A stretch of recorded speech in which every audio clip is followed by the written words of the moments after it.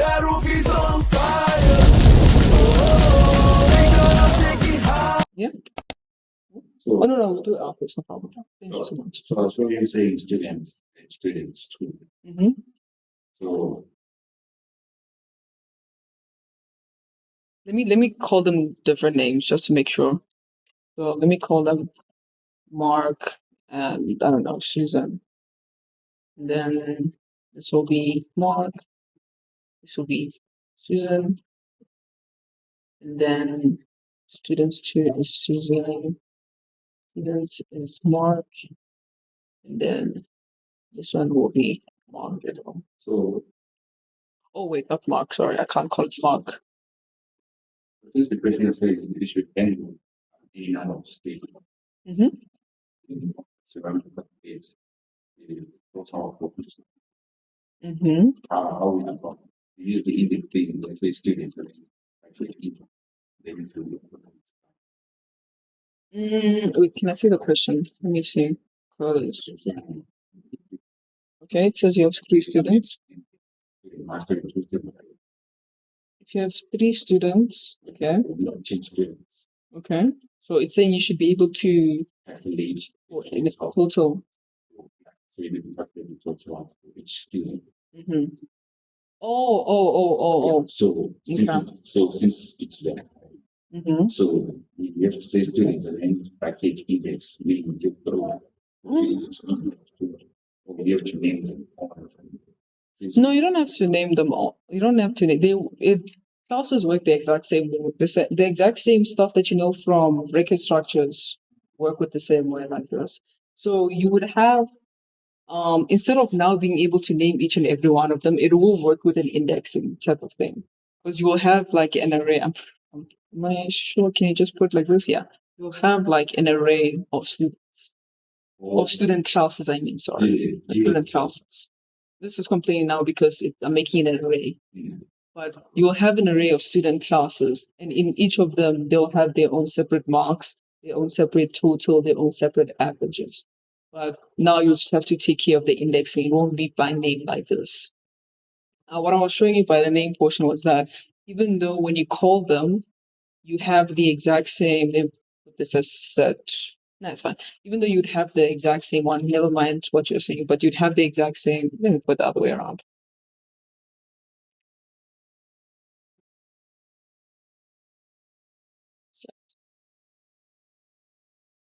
Yeah, even though you'd have the exact same function for both of them, because these are 2 different instances, they won't get confused between them. Yeah.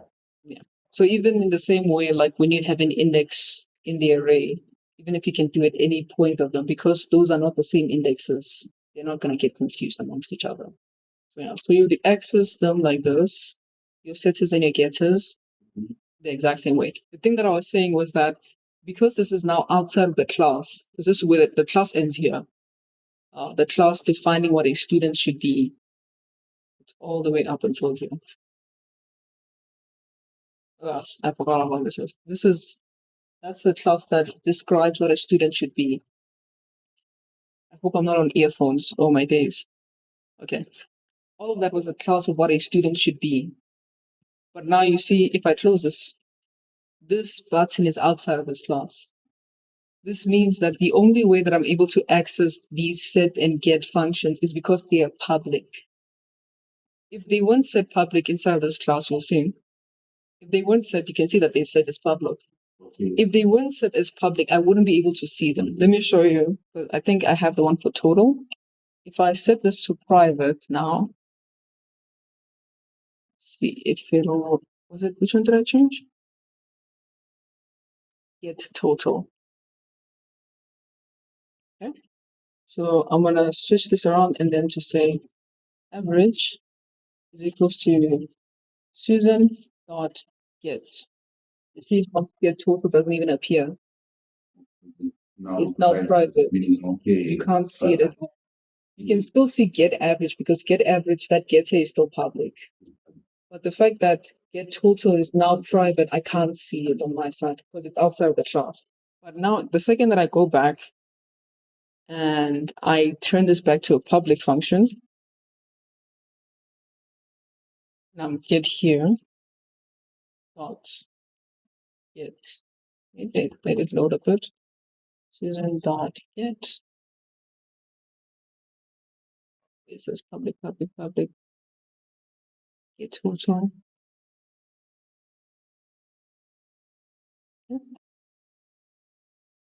Dot get. I don't know why it's not appearing. That's weird. Form student one. Wait. Is it outside of this? No. I know what it is. It's. She said it's not in the classes. I didn't change it. No. It's okay. It was fine. I didn't change it, so it couldn't see it. That's why. Should be fine now. Yeah. Now it appears again. Now you can see get total. So that's what they mean when they say that your access modifier It should be public. they should be public. Where they should be. So this is specifically for when it's outside the class. If it's inside of the class, anything is visible. If it's including the class, anything is visible. So if I were to create a function that was protected, for an example, well, I can't talk about protected now, but example, if I was creating a function that was protected here, I'll only be able to access it if I have some sort of relationship to this class. It's something that you'll learn later, but it's called inheritance. It's where you'll have a parent class, and then this parent class will sort of give attributes to these child classes. So the best way that I can explain it is like a shape would be a parent class because a shape will have stuff like maybe the number of sides, number of corners, area, perimeter, depending on the shape. And then the child classes would be a circle, a square, a triangle, because those are types of classes, but they all come from a shape parent. So that means that if I were a circle, I'm able to calculate an area because my parent has an area function. If I'm a triangle, I'm able to calculate my area because my parent has an area function. There's a lot more to it, but I don't want to go too far on it. But that's just the general gist of it. So that means that if I had a protected function for calculating area instead of my parent function, all of the children can get access to it because they have a relationship with the parent and the child. But no other person other than that child can have access to it. So even though the child would be its own separate class, because it inherits directly from the parent, then it has access to that information. You get what I mean? You get it? Okay. So that's how you get that portion of it. Yeah. Yeah, we can go to the question now. You wanted to do the UML for it? Yeah. Okay, we can do the UML for it. No Yeah. problem. You tell me what you like. Okay. Get a very every time they only go to this thing, you should get it to the it's very much. It's not that you do the UML first, but you sort of do a general design, and then your UML is after everything is done because the UML is like your finalized thing. You can't really do because the UML is like a summary. You can't do a summary of something that doesn't exist. Yeah. So I mean, so it's not that you start off with the UML. The UML will sort of be like your guideline. If you really want to start off with it, it will be sort of like a guideline of the things that you might need. But you usually don't start with it because during your coding, you're going to change stuff. So you can't stick to that UML because you didn't know that maybe you might have needed that information by the time that UML starts. So it's like a middle of the way thing. You start off with like a design where you say what you need, code it, and then your UML will be your final summary of what it is. That's essentially the way that works. And then it's okay. It's okay. Yeah, so I feel to be Okay, no problem. okay. Just teaching you. Stay for this class name. If you want the property things, I will do it. Okay. Okay. Do you need anything? Is there anything else that you want to specifically tackle? So when you're doing your properties, Mm-hmm. do you have to like every time include the read only, write only, or is there an instance where you wouldn't have to? There is an instance where you wouldn't need to. If you can see here, when you start off under the class now, if I can start off by saying public property should, let me say,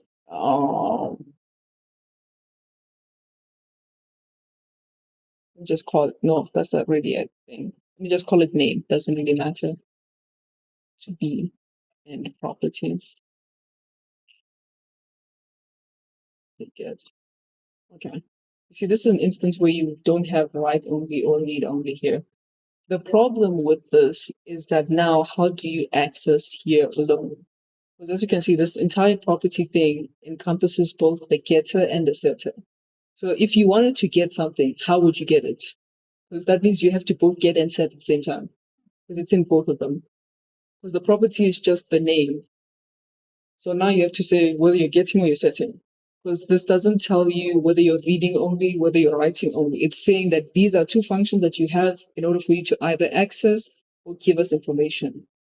So if you leave it like this, it's not, no, actually, it doesn't very wrong because they're going to mark it down. It's not wrong in the sense that it's not possible, but it's far easier for you to have a function that's strictly get stuff, a function that strictly sends stuff, instead of having these ones that's in between the two of them. Because you can say public property name. If you put your equation sign on the wrong side, you can go from getting something to setting something, which is completely wrong.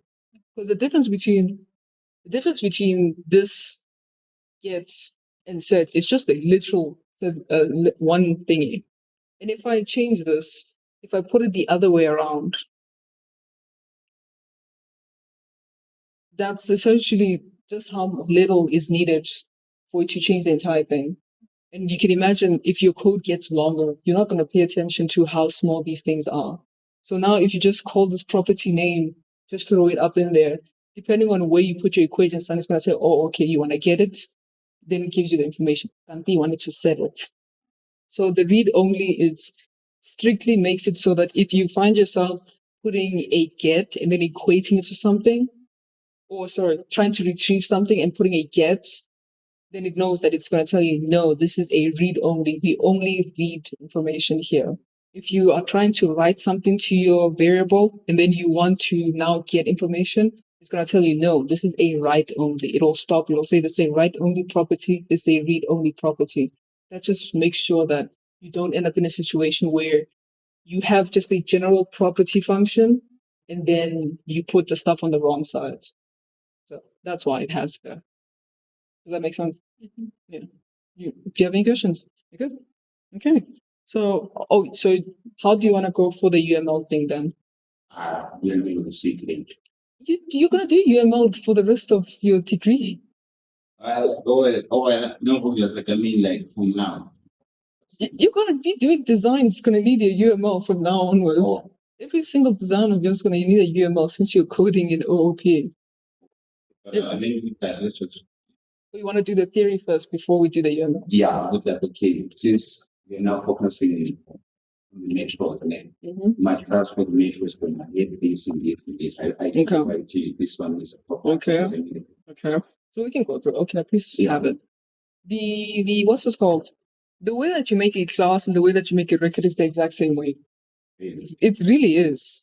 You see, you come here, you check what are the variables that they gave you: property name, total population, the information about each, the index, and the lockdown level. Those are the attributes of enhance as well. Yeah. Literally the exact same way. The only difference is that now, instead of having my methods outside, methods are going to be inside of the class. That's the only difference between them. So for every single attribute, you need to be able to get and set it. So it means that for every single attribute of that, there's going to be a getter and a setter. That's what that means. So in terms of the record structure, you started off the exact same way. So you'll come in, you'll say let me try and do this. Okay, let me do this. Let's try and do it actually. What is it? Class Metropolitan. Metropolitan. Okay, so I think that a name. What does it have? Okay, okay. Oh, this is a string. Total population. Okay. Okay. We have a name of the metropolitan area, Okay. number of residents. Okay. or top positive cases, Mm-hmm. index of where is that? Okay. Oh, okay. Thanks. Just to make sure it doesn't fall. Okay. So then the other one is worst. So private index as integer, and then the lockdown level is also integer. Information for you. No, I'm gonna do that. I'm gonna show you why it's a little bit different. Lockdown as teacher. Okay. So if you can see, there's a big difference between, because we don't have these three for the C portion. We don't have. So the reason that I didn't go with it is because you can do this technically in two ways. Because all this is holding data, it doesn't need any methods. I can technically make a record structure and then make it a variable inside. Kind of like last semester where we had record structures instead of record structures. The same exact thing can happen here. Because record structures are just for data. Classes are for data and for methods. So instead of putting this all inside of my class, I can just make that a record structure and make the record structure a variable inside of my class. Does that make sense? Let me show you what I mean more so.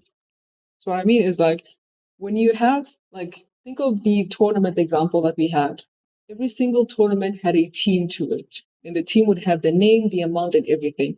Instead of putting all of that and attaching it to the tournament, we just said that this is what a team is. Put it on the side. And then made a team a variable inside of the tournament record structure. Same sort of thing here. We know what a metropolitan area is. We don't need to put that inside of a class because we know that a metropolitan area is going to have these things. So I can just make it a record structure and then make that record structure a variable inside of my class. Because all of this information is just data. That means I can access it. And so long as it is inside of my class, it's visible to my class. So we can technically put it inside, but it's a lot more heavy for you to put that stuff inside. Did Sir put it inside? Or he made a record structure as well? Or how did he go about it if he did code? He separated them. Made for one class. No, that makes sense because these two things, technically they have nothing to do with each other. If you think about it in that sense. The only thing that they have related is just that the metropolitan area is inside of a province. But as for the metropolitan area actually affecting the province, they have nothing to do with each other. You can have it as two classes. I would have went with just the record structure purely because I'm just capturing data. Record structure inside the class. Yes, you'd have a record structure. You can also have it as two classes. It's not wrong. The reasoning that I'm using is because all this is going to capture is data. The only thing I can see a method for it would be for calculating here, which would be the justification for why Sir made it a class. But if this total positive cases was not there, I wouldn't have made it a class because all I'm doing is capturing data. In a record structure, all it does is capture data. If you get what I mean. So if we didn't have this third one here, it would just make sense to completely just make it a record structure because all you are doing is just capturing data. That's all you're doing. Every single metropolitan area is going to be the exact same way. It's going to have the name of it and a number of positive cases. The only difference would be the total portions. But those two things are there for every single metropolitan. Because we are doing some sort of method here at number 3, where we are calculating the total positive cases, that would be the reason to make it a class, because that is a class specific way of calculating stuff. The way that you're going to calculate totals here might not be the same as the way that you calculate totals for something else. So you want to make a method that is specific to that class and is attached to that class. You get what I mean? Okay. So yeah, that's why I probably would have just made a record structure, but just to keep in mind, we'll just make it a class as well. So these are my 4. You get why the metropolitan is just like, well, let me actually not call it metropolitan. This should be province. Yeah. It should be province CE. And then, when you start off and you put something inside of it, it has to be on top. So the last one is class metropolitan. And then what is it? The name of it. So private name as string. You also have the number. So private underscore cases as integer. And then the last one, total number. Private underscore total cases.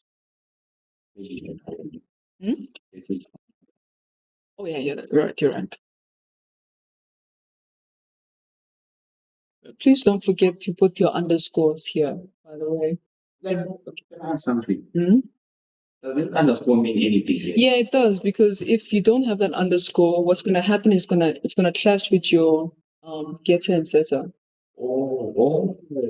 So if I remove, like, if I take this out, if I just set this to average like this, then I have a variable called average. It's gonna complain a bit. Yeah, you see.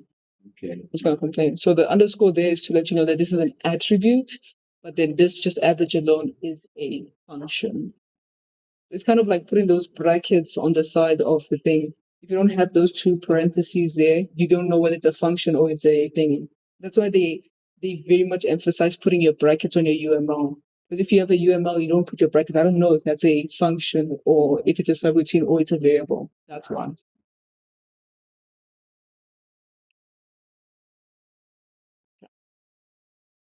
Okay. So now you have your two things. And then the last one is putting metropolitan as a variable inside of my province class. So then always, your attributes are always private. You don't want to give the user access to your attributes. Mm-hmm. Metro, this would be college TN, TIAN as metro. Okay.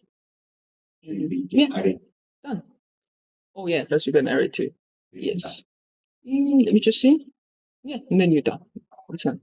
So this is the exact same process that you would do when you make a record structure.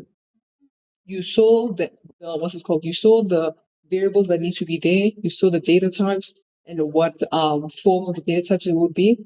You're done. That's just like the record structure portion of it. Classes start the exact same way that record structures start, which is that you find out your data types, your data that you're capturing. Two things. Done. Now the class specific portion comes into it. All of these are data types, which means that they take data and they set data. So all of them need a getter and a setter.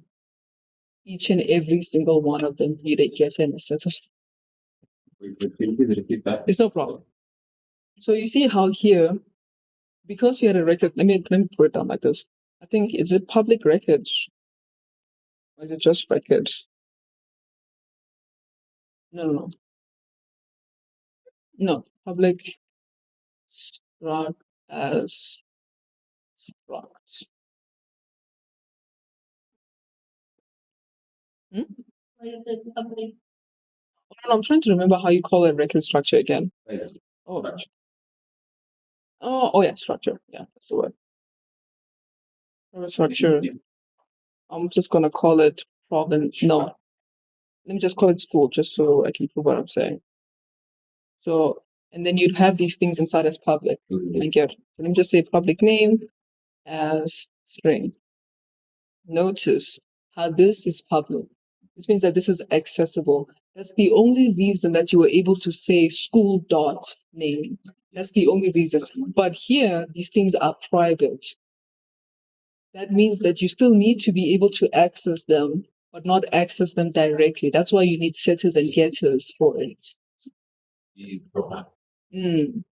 That's why you need the property for it, because classes, that's what's it called? It's a principle that your attributes must be private, because I shouldn't be able to change them as a user. I'm not supposed to be able to come here and change the name of the province. That doesn't make sense. That's why all of my attributes for classes are always set to private, because that information should not be accessible outside of that class. That class should stay as in Gauteng is Gauteng, doesn't change anywhere else. I should only be able to say that this is Gauteng or capture the information that this was Gauteng. I shouldn't be able to change it and give it a different name. That's why we set this as private. But the problem with a private thing is that now, outside of this class, it's not accessible. So that's why we have getters and setters. And that's why those ones are set to public, because that means that that function is now accessible outside of the class, but not the direct attribute. The only reason that you're able to do it with record structures, even though the record structure was set to private, if the attribute is set to public, it's accessible. Doesn't matter even if the outside is private, because technically it's not written, but technically this is public here. This class is public, technically. For every single one, it's exactly like this. It's a public class. But because it's public and it's now accessible to everyone, I should make sure that all of the attributes remain private. That's why you have that getter and setter for it. And because each of them is data, you need a getter and setter for each and every one of them. Okay. So yeah, well, just do for one because we're going to be here forever if we do for all of them. But yeah, we have public. Wait, firstly, the constructor. I'm forgetting something very important. Yes. Constructor. So now, what are the So you can think of it almost like redeeming, but you see how redeeming is that you alter the size of the array. Constructors actually make the array. That's the best way to put it. They actually make the array. When you redeem, the array already exists. You're just changing the size. But when you build a constructor, you are making the array from scratch. You are putting this memory, this space for the array to exist. So that's what that is. So again, there's 3 different types of constructors. Do you guys understand all 3 of them? Yeah. Okay, good. So depending on the way that they ask you the question, determines the type of constructor that you'll have. That's another thing as well. Because yes, they're all 3 of them. You usually don't use all 3 of them. They usually give you some sort of indication to tell you how they'd like the constructor to be built or what type of constructor they want you to use more. Tell you. Yeah, they don't tell you explicitly, but they'll tell you something inside of it to sort of say what kind of thing. So if we can just read, let me just read. This. Okay, we have the solution must be able to handle any number of provinces, any number of metropolitan areas per province, and any number of days monitored in the metropolitan area. These numbers are to be specified by the user. When you see something like these numbers are to be specified by the user or these values are to be specified by the user, that usually means input. And that usually is more something like parameterized constructor, because that's where it's personal. It's the user, it's based off of the user's information. So yeah. Okay, for the purpose of this assessment, you can assume that each province has the same number of metropolitan areas, while each metropolitan area has been monitored for the same number of days. Fine. The user must be able to input the necessary data into the program. For each metropolitan area in each province, calculate and display the total number of fields. Okay, so in this one, it doesn't really say which one, because it can either be that no, that's a lot. Sorry. This is parameterized. Because if the user is inputting the information, I have to give them the ability to put in that information. The only way that I can give them the access to put in that information is if I make a constructor that takes the parameters of the information that I need. You get what I mean? So the way that you can think of it is like, if you know that the user wants a car, the only thing that you can give them is a blank car. That's all you can give them at first, because you know that they want the car. In order for them to personalize it, you need to know what they want. You can't just guess what they want. Sort of the same with the constructor here. If I want the user to be able to input the necessary data, I can't assume what that data is. I have to provide parameters for which the user will then give me the information that I need. Because I know that if they want the metropolitan area to be named this, this, and this, and this, all that I need to do is just provide them a constructor that will take those parameters. Then I can make them that metropolitan area, as long as I know what it is that they want. So that's why in this case, you need a parameterized one, because at this point, you don't know what the user wants to put in. But you're told that the user must be able to input the necessary data. If the user has to be, has to be inputting that data, The only way that I can allow them and I can capture it is if I have parameters in place. You get what I mean? You get what I mean? So we'll have a constructor and then it'll be a parameterized one that will take up all of these. So we have public, sub, new, and then you literally list all of them as is. So name as string, population as integer. Let me just do this so it won't complain at me. So if the question specifies, okay, those are the two parameters. Yeah, you just put those two. You don't need anything else. You can just set everything else to be default. You don't need anything else, to be honest. If they specify the data that they need, maybe they said that the user should be able to specify or the user should be able to name the province. All you need is the name. That's all you need in your constructor. It'll still be able to construct it even though the other things would be empty. But we know that that's the information that we needed. Still be able to construct it. So now, why put you on YouTube? Oh no, I'm still in the middle of doing. Yeah, I'm still doing it. So yeah, go ahead. So another question. Mhm. So just because you put all of them here, it doesn't necessarily mean I have to use all of them. I can use it.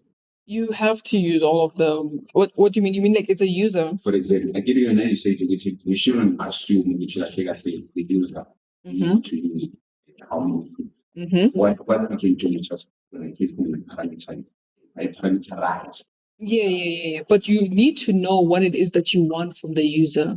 What Yeah. No, you don't need to know what it is that the user wants, but you need to know what it is that you need from the user. We know that in order for us to have a metropolitan area, I need to know the name, the number, and the total number of positive cases. What the name is, how many cases, and the total number is none of my business.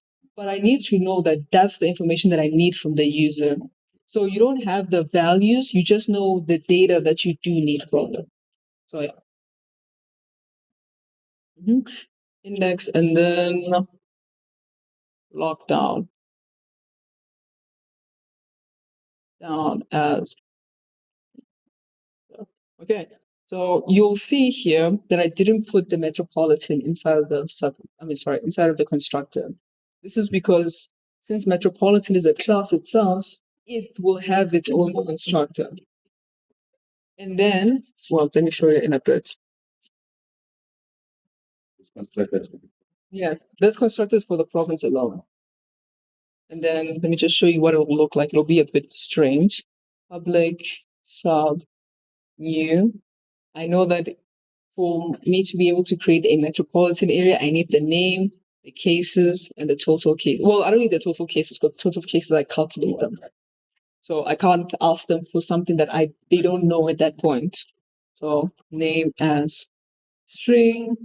I don't want to pass it as a array. I don't want to pass it as an array. Let me do this instead. Let me say size as integer. And then total cases they don't know. The reason that I'm saying size is because this is a dynamic array. Before I can use it, I need to set it to an amount. We don't know how many cases that there are going to be.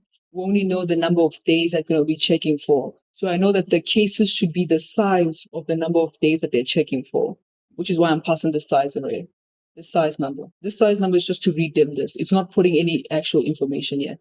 You get what I mean? So this is just to make sure that now when you create it, it gets automatically redeemed. So that now you don't have to go and click and say redeem again and then cause any issues in future. So immediately now I just go and redeem underscore cases to be whatever sizes. That just means that I know the number of days. Let me change it to days instead. It'll make a lot more sense. Again, they said that they're checking for the exact number of days. Each one will be monitored for the same number of days. That means now, since it's a class, and now I'm setting this to automatically happen. Every single time that I make a metropolitan, its array is automatically redeemed because I constructed it to immediately redeem the array the second that it gets constructed. You get that? Okay, no problem. I'll just show you. This is days. So they want us to be able to check for the number of provinces, areas, and over the same number of days. So now the issue comes in the fact that this is a dynamic array. We were told that the number of days is exactly the same. So I know that regardless of what area it is, they're going to be checking for the exact same number of days. The number of cases per day is different, but the number of days that they're checking for remains the same. So I know that there's a certain number of days that they're checking for, which is the thing that I'm going to use to size my cases array.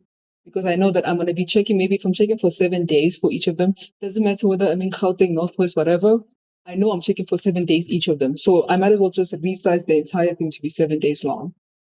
So this is what this is. I'm passing the number of days as a parameter so that I know that every single time that a metropolitan area gets created, it automatically redeems to be able to check for 7 days and 7 days only, since that's the standard that each and every other province is using for. If I didn't put it inside of here, this means that I would have to keep days as a variable and keep on redeeming it each and every time I create a metropolitan area, because it wouldn't happen automatically. You see? So that would be an issue. You see what I mean? Okay. So this is why that's there. And then obviously the second thing is now putting the name of it and equating it to the name here. So this is name is equals to name. Done. Oh yeah. So this again is going to be a parameter. Yeah. The user is going to put the information here. Like this is what it's going to look like. It's going to be metropolitan, and then they'll put whatever the name of the thing is. Put this on the side. Whatever the name is and whatever the number is, this name has to come into this attribute here. Yeah. So this is why I'm equating these two. So yeah, I think you can see the underscore.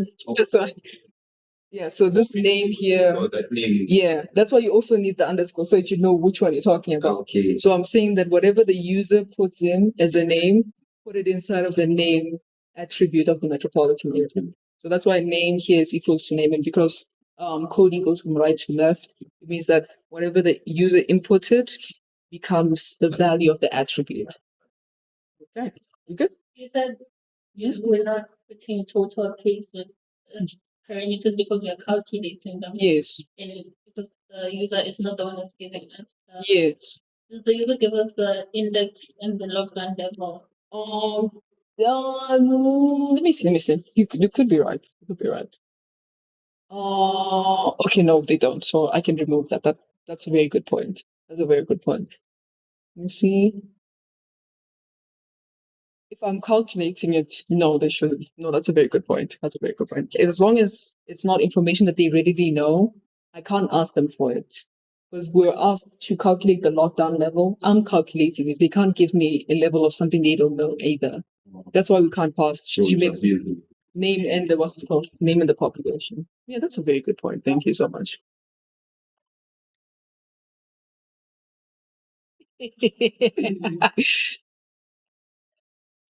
Okay. Okay, so we're good on that portion. Yeah. So now what will be a little bit different is that now because you have a class within a class, you have to pass that constructor through here, which is the slight thing that may be a little bit different. So remember that we had that metropolitan constructor that's outside. So in order for us to create a constructor, in order for us to create a metropolitan city, do you agree we have to first create a province? Because metropolitan is inside of a province. Yes, we need to. We can't just put a metropolitan anywhere. That means within the constructor of the province, I have to include the constructor of the metropolitan city. So what will happen is that now when you put in when you put in the name, you'll actually take up the name of the constructor, the name of the metropolitan city at once. You'll see it was a little bit weird. You'll see why it is. This is so, let me just put it as here. This is M name as string. And then this is, what is this?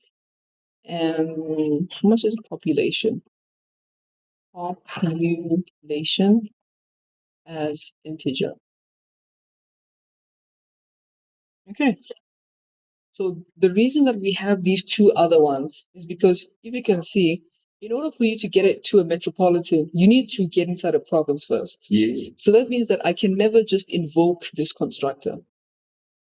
If you get what I mean. Because invoking means to call it. I can never just call this constructor. I can't just say metropolitan is equal to metropolitan. Because in order for me to have a metropolitan that's associated with a province, the province has to exist first. Oh, no problem, no problem. So this is what I mean for it. Like, think of it sort of like a city is within a province. You can't get to the city without getting inside of the province. Like, you can't get to Joburg without getting to Gauteng. Yeah. In order for you to get to Joburg, you need to get inside of Gauteng. Yeah. The problem is that now, if you know the road to Gauteng, the road to Joburg, how do you get inside without going through Gauteng? It's not possible. You can't, because if you try to get inside Joburg without getting to Gauteng, you're going somewhere different. Because Joburg is a city inside of Gauteng. If you try to go to if you try to go to Joburg without going through Gauteng, you won't get there. If you get what I mean. Yes. This is the exact same way. If we want a metropolitan city to be inside of a province, I can't just make a metropolitan city out of nowhere. It has to be a metropolitan city inside of the province. The same thing happens here. The constructor for the province now has to include the construction for the metropolitan city, because that means that metropolitan city is associated with that province. So that's why these will all be together. So now, yeah. The name of the province, Mm-hmm. its population, Mm-hmm. and then the name for the next. Yeah. And then that. Yeah. So let me show you what it actually looks like. When you see it, it's gonna make like a lot more sense. Mm-hmm. What it'll look like, it'll be, well, actually I need to check one more thing. How many metropolitan cities I'm checking for? That's the other thing I need to check. Same sort of concept as to why we needed the days thing. We need to check how many cities we're checking for. And yeah, that's what's this? This is any number of metropolitan areas. So you see how you'd first ask the user how many and then loop it through the array, ask them. That's literally what we're doing right now. So now all I need is just the size, not the size, the number of areas that I'm checking for. And I can only get that through the user. That means it has to be passed as a parameter. So I'll just show you what it looks like. It doesn't make sense up until you write it down, which is very weird. So let me see now. Areas as integer. Yeah. So now when I'm calling the constructor for metropolitan, you'll see what it is. So this is, let me just copy it as is. Firstly, redimming it. Do I want to redim it first or construct it first? No, let me construct it first and then redim it. So metropolitan is equals to new metropolitan, and then I pass these as my array. As my parameters. We come here. Oh, let me show you. Okay, let me just show you just what it is. So, when you call the constructor, you call it with the new function. Sorry, when you create an object, you create with the new word. It's the new keyword. When you say new metropolitan, you're essentially invoking the constructor. You're calling the constructor and saying, construct this. That's what's happening when you invoke. We know that this is what the constructor of a metropolitan city looks like. Yeah, metropolitan area, I mean. Now, when I try to create a metropolitan area without those things, you see I didn't put it inside the parameter. I didn't put any information inside the parameters. Check what it says. It says argument not specified for the name, argument not specified for the days, which are the exact parameters that I have for my metropolitan. So again, it's just telling me I cannot create a metropolitan area without knowing the name and the number of days it will be checked for, because that's what this constructor needs for it. Mm-hmm.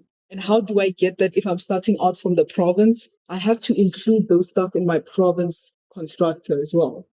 Because where would I get them? I can't get them directly from the metropolitan. The only way that I can get them is from the province side. Does that make sense? You know what I mean? So that's why you have the M name and the M population. These two aren't for the province. They're for me to be able to pass it to the constructor of the metropolitan area. Since the metropolitan area is inside of the province, I can't get that information directly from the user. I can only get it directly from the constructor of the province. Does that make sense? Let me write it down, then I'll just explain a little bit more. Okay. So this is M name, and then this is M population. Population. Yeah. Yeah, I want to show you what I meant by it. That's the name population Is it? in the question. Oh, yeah. That's all. That's days is what I'm looking for. Days. Can we find?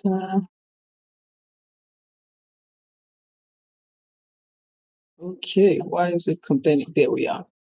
And this is all. Then should be written, and then this is 2 areas.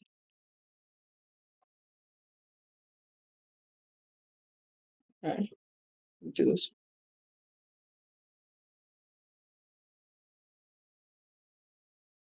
Okay, wait, let me change it after I explain this. It's just complaining now because of the way that it's structured, but this is ends up. Or I don't know here to clarity. No, it's not complaining about that. What's complaining about is that I'm redimming and then automatically making it an object. Technically, this is wrong because if I'm redimming an array, I can't say that an array of multiple things is equals to one thing. Because that's what essentially the statement is saying. So that's what it's complaining about. So what I meant is that, again, if we use the Joburg city thing, let me use another city, Pretoria. For you to get to Pretoria, you need to cross the Joburg borders. You cannot go to Pretoria without crossing the borders of Johannesburg. So that means that any information that you get from Pretoria has to also come through from Gauteng for you to be able to capture that information. Again, because Pretoria is landlocked inside of Gauteng, you have to pass through Gauteng to get to Pretoria. Same sort of thing happens here. We have a metropolitan city. We're saying that this city is inside of this province. In order for us to get to that metropolitan city, we need to go through the province.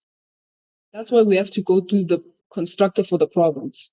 But because that metropolitan city is inside of that province, I can't directly go ask the user for the information. I have to ask for the user's information through the province. Yes. The parameters of it. Yes. Exactly. So these M1s, this M pop, this shouldn't be population, but you know what I mean. Yeah. This M population and M dig, these are not for the province. These are literally just to put it inside of the constructor for the metropolitan. It does not have anything to do with the province. It's only inside of this constructor because metropolitan is inside of a province. If it wasn't inside of it, I wouldn't have it inside here. But because I want to make sure that a certain metropolitan area is associated with a certain province, I need to make it so that when you create that province, you also create that metropolitan area. You get what I mean? So now these 2 things here are just passed through the constructor for the metropolitan area. Nothing else. We don't equate them to anything inside of the, what's it called? The province portion of it. Yeah. Let me just fix this. So has to be a for loop. For I as integer is equals to, I don't want to make it a for loop, but okay. 2 areas. I'm going to say metropolitan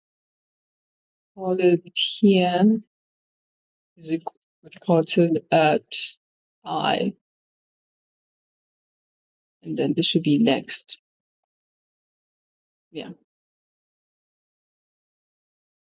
Okay. Perfect. So now let's just make sure that for every what's it called? Every single one. I think we first redeemed it. Don't forget, when we read them, we're not actually making an object. The object only gets created with the new keyword. So the first thing is that we made sure that we redeemed the array. Like we said that if we created an object of it, it'll be of this size. But the second that we have this new keyword, we are now putting and allocating the memory for it to exist. So now let's make sure that every single time that you create a metropolitan area, you have a new metropolitan object that has a name and a certain, well, not population, but you know what it is. Okay. Yeah. So that's the weird thing about when you have a class inside of a class. It means that now the constructor has to be called inside of the constructor of the bigger class. So yeah.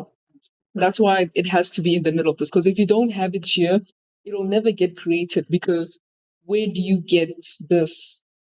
You can't just say metropolitan is equals to and then ask the user, because the second that you do that, that metropolitan area is not associated with a province. It's just a random metropolitan area. Again, good. So yeah, now we created a constructor. Now we're getting to the getters and setters. I'm just gonna do two because they're gonna be too much here. So obviously, again, the important thing being that it's public. Because this has to be the function that's accessible to us outside. So public wait, let me write it all out. Property, what is it? Name, and then get set. So this is usually the way that I do it, and then I just come out, copy and paste it instead of having to write public read only and then all of that. So that I just write it all out, get it here, and then I know that I can just put in this heading again. It's just easier to type. So now I just write that public. Now it's get, so it's read only. And then get name.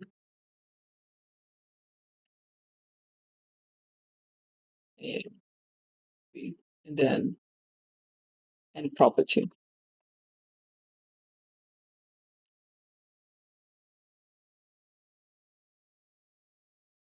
Okay. And property, and that should okay, it's gonna. Oh, because I didn't put property, that's why. Property should be get. Yeah. Return the name. And then this should be a write only. Property. And then this sets the name. Yeah. So we just able to. Yes. So we're supposed to. Yes. So also in terms like that's why in some question is specified. Yeah. No. Every single data type that you have to do it. Because it's data, you're gonna get and set it. You have to do it for each and every one of them. That's why I like to put it like this. Then I just know that once I'm done, I just copy and paste it for each and every one of them. Because it's far easier. Again, don't forget to change the names because then your thing is gonna complain. So they will exactly divide the original. Then No. You equate the so you equate the normal attribute to the value. So here. Here they Yes. So you can say to that You can start with either one of them. it doesn't. Because it's not like this is the difference between OOP and functional what's it called? Functional paradigms, as they call it. Normally your code reads from top to bottom, but because of classes, it's gonna just read it to acknowledge the fact that there's a class, but doesn't read the functions to be doesn't well technically it does, but doesn't really read the function. So then when it comes to this portion, it doesn't have to scroll all the way to the bottom. It just goes up back to it. So it's associated with it. It's not like normal functionality where it's going to have to read the entire thing and then find out. It already knows that the class exists and the class has these things. It just jumps back up to it. So it doesn't matter what order you put it in because it's inside the class. It's visible to the class. So this, you set the thing to this value, you're going to pass it. This is the value that you're going to actually put. If you want to change the name, you're going to be putting it inside whatever value is and then it gets equated to name. Same thing with get. Get, you just return what the value of name is. But again, you never access name directly. You never say what is name. You only get what's it called? The property that will return what the value of name is, but it doesn't access it directly. Yourself, at least, you don't access it directly. Yeah? So now asking for the name. So let's say this name in the program. I'm gonna use the red value. Yes. Because the red only just allows them to just view the name and change. Yeah, I exactly. want to change. Exactly. for each attribute, I have to hold It its gets data in and like every single time. Yes. I Yes. can just have the one. You can't have one because each of them have to have a name. They have different data types as well. Because now, how do you put the population getter and setter with the name getter and setter? Like each of them, like you have your population. We have population as an attribute, that's an integer and get, Mhm. and then we have name. If we have just a getter and setter for both of them, just a general one, how do we know what it is? I'm saying I can just have a getter only for certain. I have to have a getter and a setter. You have to have a getter and a setter because assuming that you are well. No, you're right. There are cases, but they have to specify those cases. Maybe, for an example, if you are reading from a form that's already given, you can't change the name, so you shouldn't have a setter to change the name for it. So those would be cases where you'd only really need the getter alone.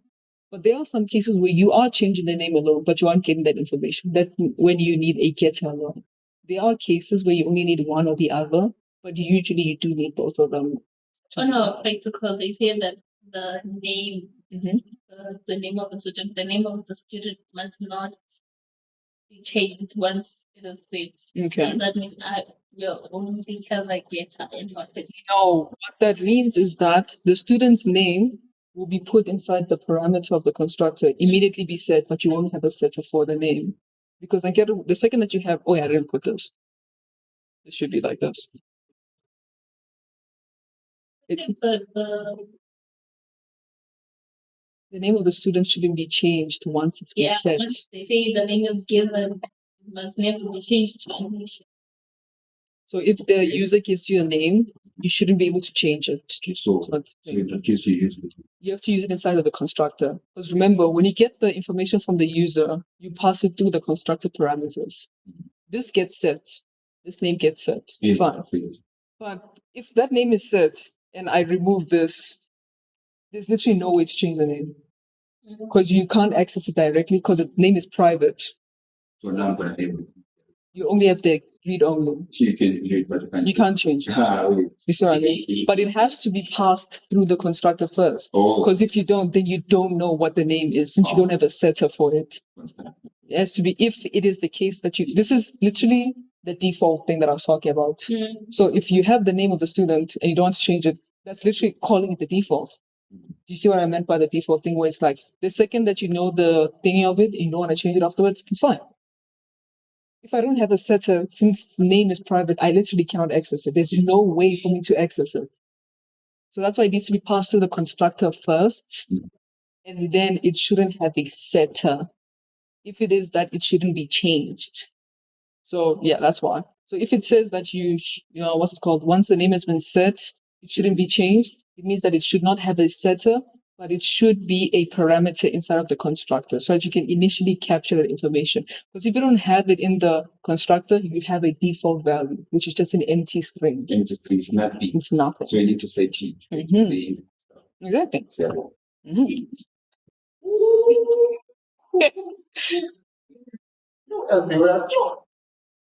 Yes, well, yeah. Don't forget to send this message. Beware of understanding so that.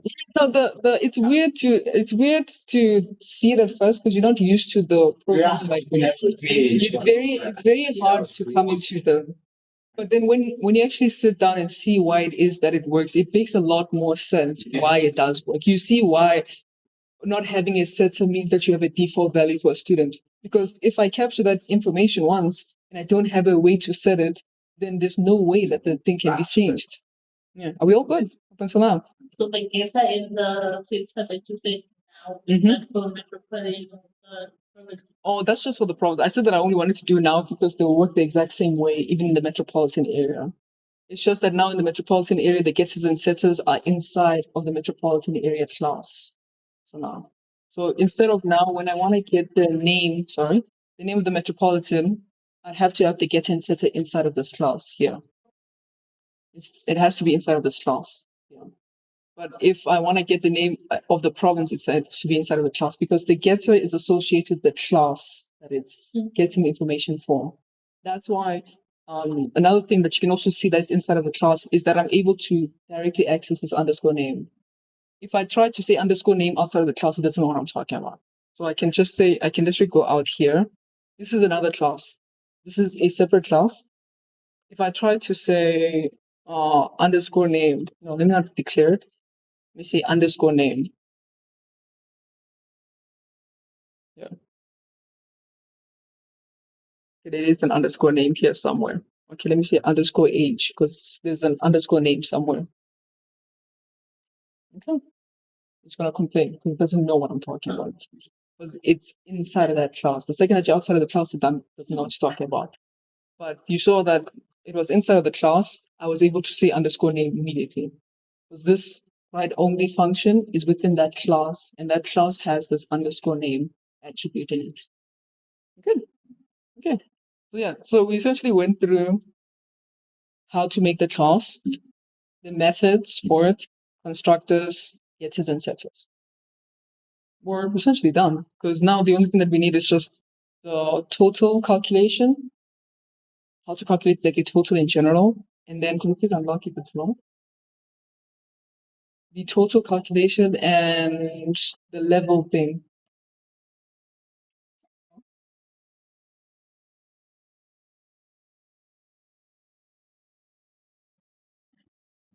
You're being correct.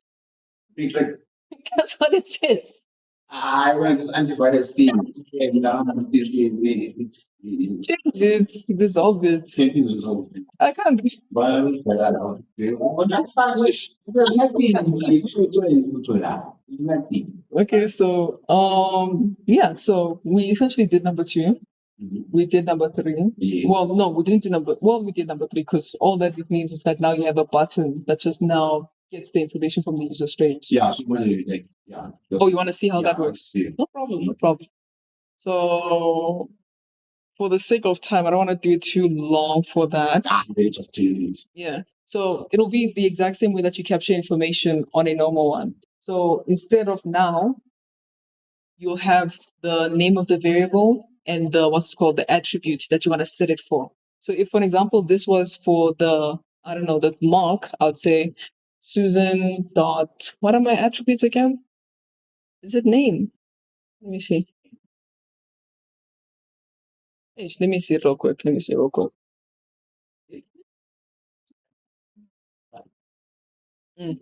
Yes. Mm-hmm. Okay. Set total is a different variable, so it's going to complain about that. I mean, it's not a different variable, it's a different data type. So it's going to complain about that. Oh, no, it's not actually. So now, instead of it just being total, so if I wanted to set the total to be something, I'll just say Susan.setTotal. It'll go there, go to the setter, and then put that value inside of this total attribute for me.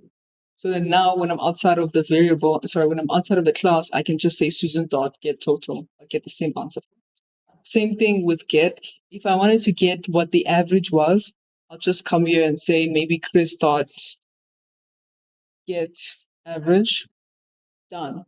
I get the average for Chris. Same exact way like that. So the same thing would happen with input and output. It just has to obviously match with the what's it called? If it's a string, capture it as a string and then what's it called? Cast it nicely. And then convert it, sorry. And then the exact same way that works. The literal exact same way that works. The only thing is that now you won't be able to say Susan dot underscore total. You have to say Susan dot set total because those attributes are not accessible since they're private. So now if you want to set something or you want to equate something, you have to now equate it using the setter function. That's why you need a getter and setter for each and every one of them. Because if you don't, how would you put in the information? See? So yeah, that's why you need that, because if I had to have the name, the surname, and everything, the only way that I can put it is if I have a setter for each and every one of them. And the only way I can retrieve the information is if I have a getter for each and every one. Mhm. Like the getter and the setter name, usual. Usual. We have them under the main class name. Like for example, the prop is the beaver. You only your getters and your setters are for the attributes in that class. So I can't have no, not in the main class for that specific class. It doesn't matter what class it is. I can't have getters and setters for metropolitan area instead of the province because it's outside of the class. It doesn't know what I'm talking about. Even though it's a class within a class, the only way would be actually this might be a great way to actually show you what I meant by it. The only way it would be able to know what I'm talking about is if this was set to protected. If this is set to protected, it should be able to. PTE protected. Wait, let me not make that one a.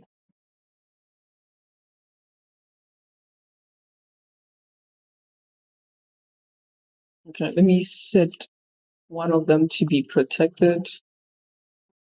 Okay, and then this is private to be protected. Okay, so now by the way that coding works, this, well, do I not already? Okay, I already have this. Let me call it names because they're gonna complain because it's the same thing. So I'm gonna call it names. And then if I wanted a constructor, sorry, not a constructor, a getter for the province, for this metropolitan's name, this is what I'd write. So public, let me just take all of this. So this one is going to be a little bit different because metropolitan is a array. So you're going to need two things. You're going to need the index of the thing that you're putting it for and the value. Same sort of way that if you need to put a specific name for a specific place, you need the index for it to make sure. So now you have set value, and then I'm going to also put, I'm pretty sure that, yeah, it's up here. Is it up here? I don't remember exactly where it is.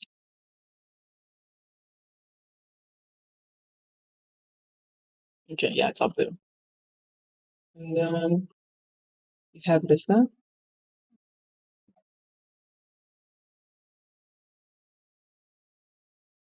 So now you'll have metropolitan at index.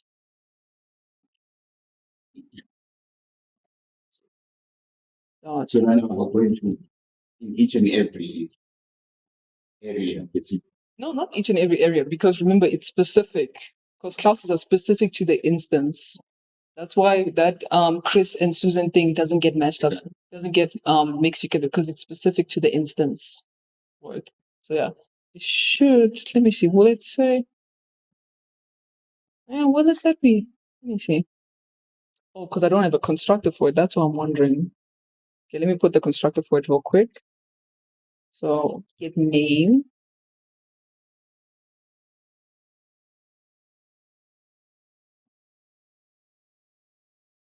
Should be names here, and then there should be names here. So now when I say this, should be fine. Yeah, perfect. Should work now. What is it yammering about? Oh, read only is only. Yeah, okay, I took the wrong one. Oh, sorry. I took the wrong one. This should be set. Should have said set. Set names. And then set name. Yeah, so now, even though this, well, no, what I'm supposed to show you is actually a little bit different. Is name protected? It should be accessible. Is it gonna let me? Okay, it's not gonna let me. So I can't show you what I want to show you. Yeah, I have to do something else. But when you have protected, I'm forgetting there's something else that I'm supposed to include. But when you have protected, I can be able to do this and then create what's it called, and then get the actual variable, access it directly. I mean, so instead of set name, it'll be underscore name. I'm just forgetting there's something that I need as well for, because it's not working because I realized this is composition. I don't know if you guys have started with composition yet. Yeah, we need some explanation. Okay, it's no problem. So this is composition. The only way that it will work is if it was inheritance. That's why it didn't work now, because what I did here is composition, it's not inherited. So even though they involved together, it doesn't inherit from it. Because as you can see, nothing about a metropolitan city is captured from the province.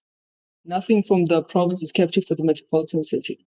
So because those two things are not related, it's not like the shape and the triangle, shape and the circle thing. I can't access it because they technically have nothing together other than the metropolitan is inside of the province. So, as for composition, we just did it. It's just a class inside of a class.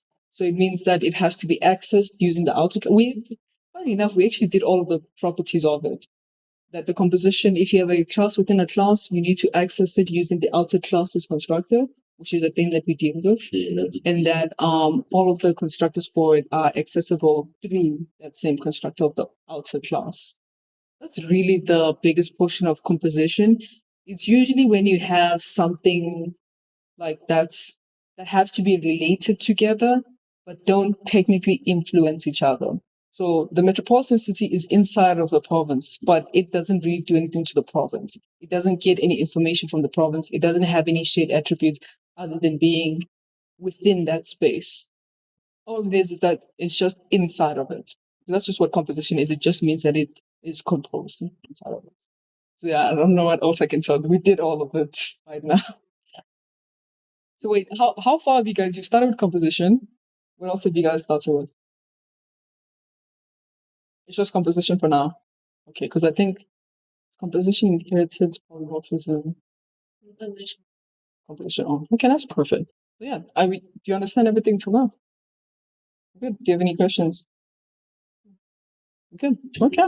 Tomorrow, make that Don't peer pressure. Okay, yeah, that's essentially how a class works. You see, it works the exact same way like a record structure. It's just that you add the methods for it. Yes, you need to put a setter and a getter for each and every one of them. Can't change in each and every class. If there's an attribute, that attribute, unless it's been told to either be a read only or write only attribute, it has to have both. Even if we are calculating that attribute. If you're calculating the attribute, uh, it depends really. I would still say you do it because even if you are calculating the attribute, if that attribute is inside of the class, it does have to happen. So if that attribute is just a total randomly outside, you don't need to add it as a thing. But if you're saying that the total, yeah, in this case, the total is associated with the metropolitan class, so it has to be in there. So in order for me to say that this is this metropolitan class's total, I have to have a getter and a setter for it inside of the metropolitan class in order for me to have it be specific to that class. Okay. Yeah, it's a lot. I can't lie. How many lines? We're about 200 lines of code right now.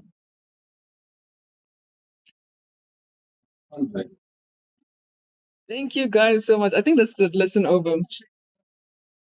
Oh, no, wait. Go ahead. Go ahead. Go ahead.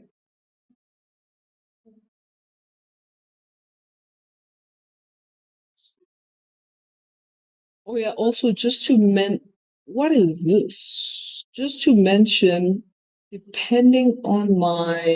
Wait, let me just see this real quick.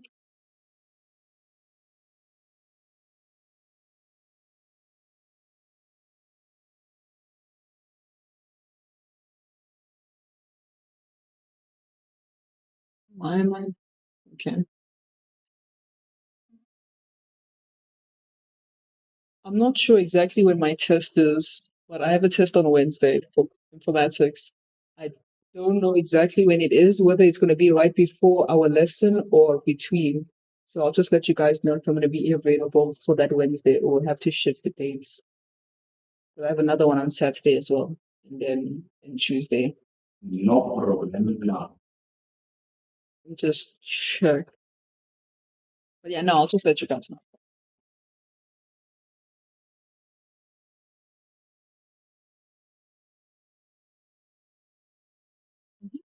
I don't understand number one. Oh, okay. Yeah, Practical. 3, 2, 4, 5. Okay, practical marks must be kept in a private array and exposed only through an indexable property. That's literally what this is. Is this? Yeah, an indexable property. A property that you can set the index for. That's why. An indexable property is just a property for where you can specify the index and then set the value. Yeah. Mhm. Oh, this is because metropolitan is an array. Yes. Ankere. So in order for us to specify, again, you can't just say metropolitan brackets because it doesn't know which one it is. Metropolitan is an array. So you have to specify which metropolitan it is and then setting the name for. Yeah. And practical marks. Yeah. Yeah, so if there's 10 practical marks, you need to know if mark 1 was 10, mark 2 was 20. Yeah, you'd have to have an indexable property. But Okay. Number 4, all that performs bounds all check and mark validation and what is validation and mark checks is to make sure that your percentage is a negative and your percentage doesn't go over 100%. So it's just error check. Okay, you have a percentage that you can get. Your percentage is between 0 to 100. So if you do some sort of calculation, it becomes negative, then you know that it's wrong. And if you do some sort of calculation above 100, then you know that it's wrong. So you have to validate it. So it's something like, I'm gonna say if. Yeah, no. If number is greater than 0, no, not greater than or equal to 0, and less than or equal to 100. Oh, no, actually, no. Yeah, no, it's fine. Yeah, and because if it's or, then it can go over. So it has to be both greater than or equal to 0 and less than 100, because that's what a percentage is. A percentage is a number between 0 and 100. So when they're telling you to do bound checks, the bound checks would be that it doesn't cross 0 and 100. And then, yeah. so what do I just invoke a message that says out of bound?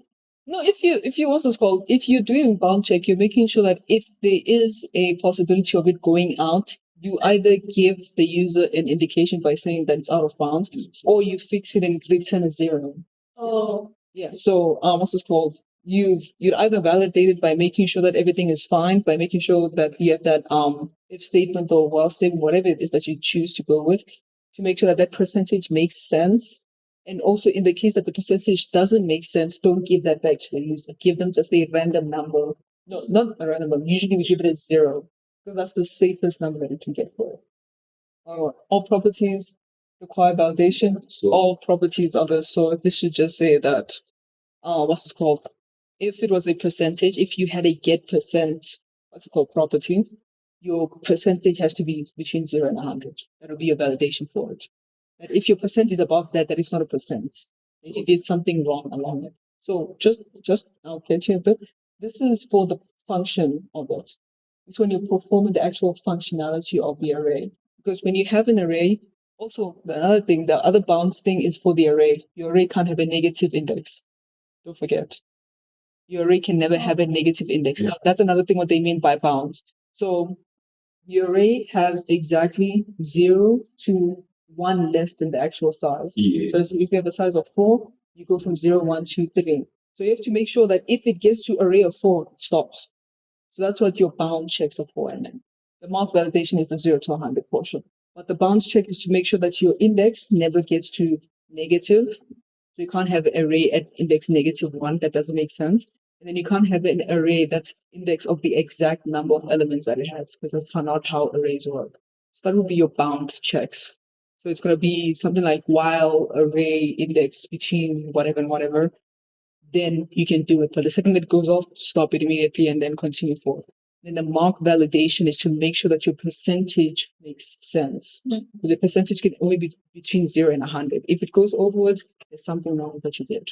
So this is for the functionality and this is for the properties. So when you go and this is for the functionality here. Number 3. It's for the functionality of how the getters and setters work. And this validation is just to make sure that when the user tries to capture that information or to set that information, like for example, you can have a user who will get the right information but may accidentally put 120%. You should have a validation that checks if the input that they're putting is above 100, you should change it or ask them to put something else. So yeah, that's what those are for. Wait, is it another one that you're asking? Private utility methods compulsory should be used for the appropriate validation. Do you get that portion? Okay, did you guys start with utility functions? Because that was what my lesson was about, actually. Yeah. You haven't started with utility functions? Yeah. But the utility is not the public thing. No. Something a little bit different. Let's do it tomorrow then. Let's do the utility function because I'm pretty sure that according to my learner guide, it should be this week that they teach you utility functions because that's where I am in my lessons. He said he was going to ask and people didn't enter the same thing. Okay. Trying to Do practically demonstrate what we were doing here. Okay. That's no problem. But do you guys are you fine up until now? Because the utility function is just a little add-on. It's not too long for it. It's no problem. Yeah, are you good with the practice? Perfect. Thank you guys for coming. I mean, I didn't study it. But